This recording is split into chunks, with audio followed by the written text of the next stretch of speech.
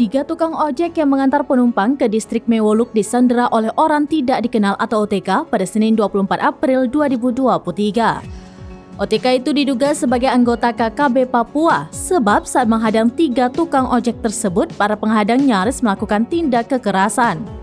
Namun kasus ini berhasil diatasi dan ketiga tukang ojek tersebut sudah dievakuasi ke Polres Puncak Jaya. Mengutip poskupang.com, ketiga tukang ojek itu antara lain yakni Bomba, Herman, dan Yusuf. Kabid Humas Polda Papua Kombes Pol Ignatius Beni Adi Prabowo membenarkan adanya tindakan penyanderaan yang dilakukan oleh kelompok kriminal bersenjata tersebut. Dia mengatakan saat ini Polres Puncak Jaya sedang mengusut kasus penyanderaan yang terjadi di distrik Mewoluk itu.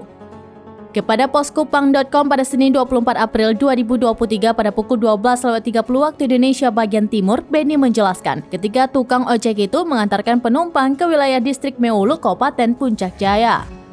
Lanjut Beni, tidak hanya mengantar penumpang, ketiganya juga mengantar bahan makanan dari Kota Mulia.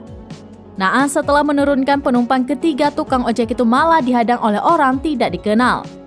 Beni mengatakan kasus penyanderaan tersebut diduga terkait dengan dana bantuan sosial periode bulan Maret 2023 yang digelontorkan Kementerian Sosial Republik Indonesia untuk masyarakat setempat.